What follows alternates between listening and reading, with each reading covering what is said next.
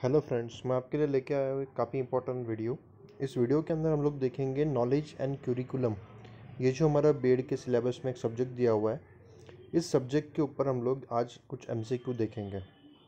आज मैं आपके लिए 20 एमसीक्यू लेके आया हूँ, जिसमें आपको काफ़ी इंपॉर्टेंट एमसीक्यू यहाँ पे मिलेंगे और उनके सॉल्यूशंस भी मैं आपको बताऊँगा।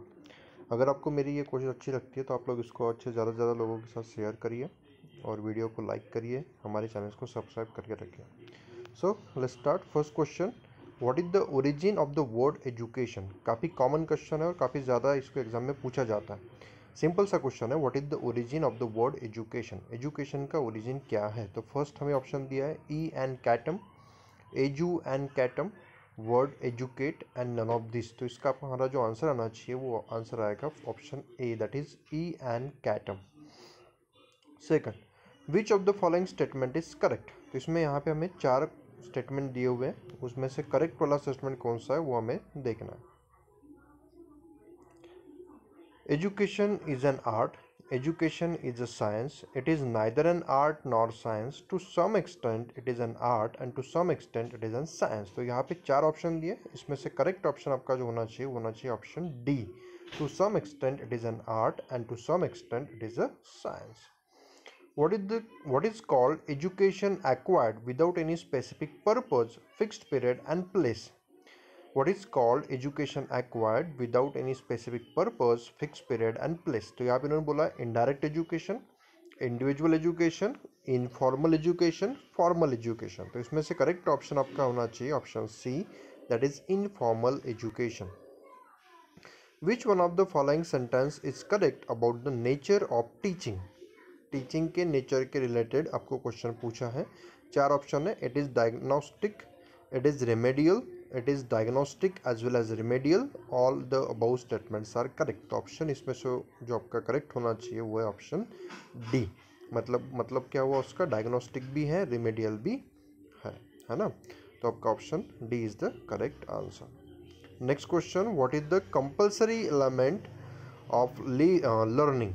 तो यहाँ पे उन्होंने बोला है कि लर्निंग का कंपलसरी एलिमेंट कौन सा होना चाहिए। तो ability to read, bright mind, tendency to know, none of this. तो काफ़ी अच्छा पढ़ते आना चाहिए कि माइंड उसका काफ़ी अच्छा होना चाहिए, कुछ जानने की टेंडेंसी होनी चाहिए क्या कुछ भी नहीं। तो इसमें से आपका जो करेक्ट आंसर होगा वो ऑप्शन सी है, टेंडेंसी टू नो। मतलब आप कुछ जानना चाहते होंगे तो आप काफ़ी कुछ सीख सकते हो, आपको पढ़ना आना जरूरी नहीं है ना। तो option C is the correct answer. Then question number 6, what is the place of principal in an educational institute? तो ये सभी को पता होगा, overall head of the school होते हैं, मैनेजर ऑफ द स्कूल होते हैं, ओनर ऑफ द स्कूल होते हैं या फाउंडर ऑफ द स्कूल होते हैं। तो क्या होते हैं? Option B, that is manager of the school. मतलब स्कूल के वो एक तरह के मैनेजर होते हैं। तो option B is the correct answer. If a student failed in any class what should be done to him? अगर कोई बच्चा किसी क्लास में फेल हो जाता है तो उसके साथ क्या करना चाहिए? चार ऑप्शन दिए, he should be given a chance to improve and send to the next class after he improves. तो उसको इम्प्रूव करने का चांस देना चाहिए और बाद में उसको नेक्स्ट क्लास में भेज देना चाहिए। He should be kept in the same class, उसको एक ही क्लास में रहने देना चाहिए। He should be advise to leave studies, उसको स्टडी को छोड़ देने के बारे में बोल देना चाहिए।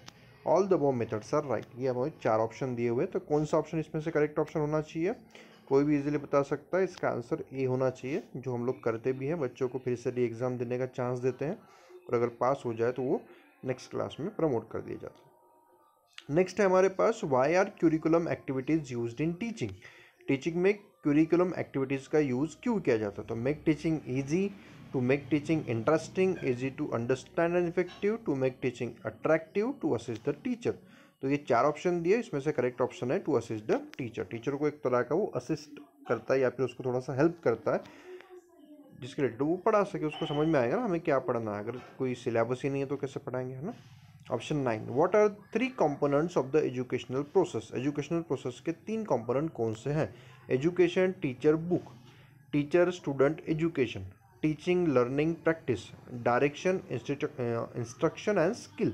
तो 9th वाले का जो हमारा करेक्ट ऑप्शन होना चाहिए वो option B, that is teacher student and education. वही तो इंपॉर्टेंट है ना, टीचर स्टूडेंट और education. Next question 10, what is teaching through deductive method? Deductive method से टीचिंग का मतलब क्या होता है?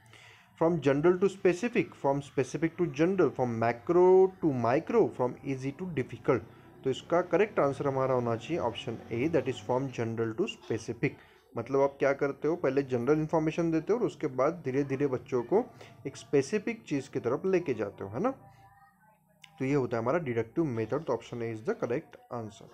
What is main centre of informal education? Informal education का मेन सेंटर क्या है?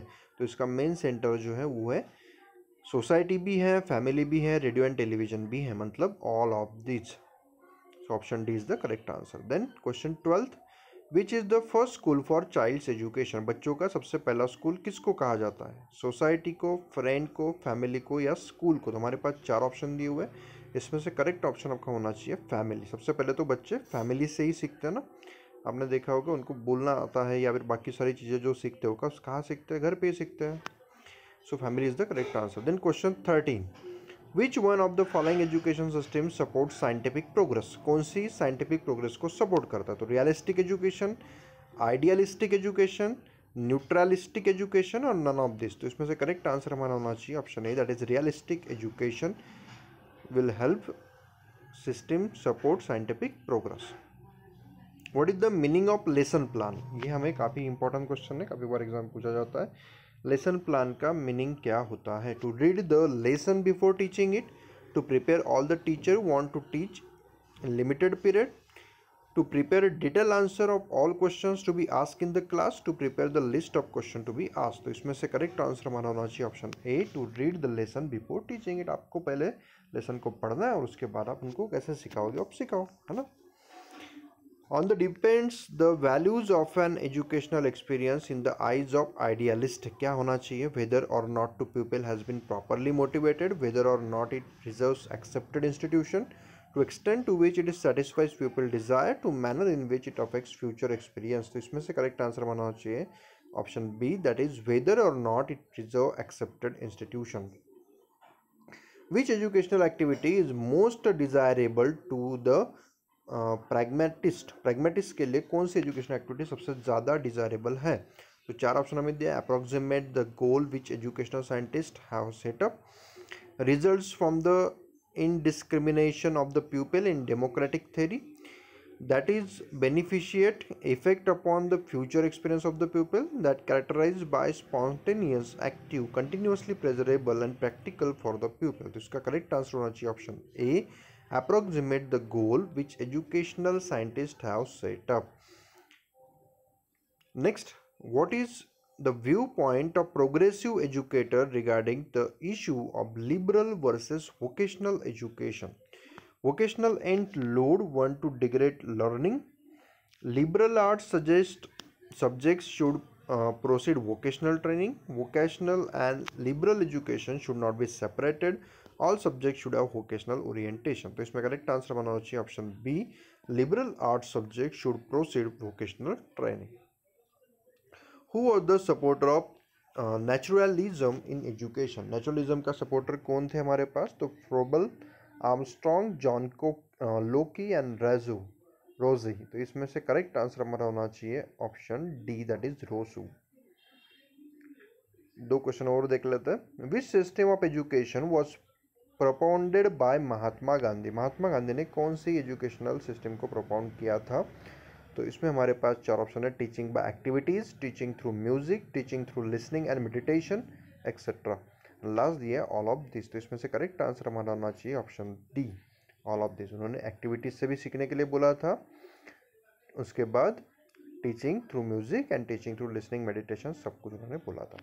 And last one, what do you mean by curriculum? Curriculum का मतलब क्या होता है? तो यहाँ पे 4 ऑप्शन है। Child learns through curriculum, sum total of the annual study, sum total of the activities of school, indicate the course to be taught by the teacher to the student throughout the year. तो इसका correct answer हमारा होना चाहिए option D, indicate the course to be taught by the teacher to the student throughout the year.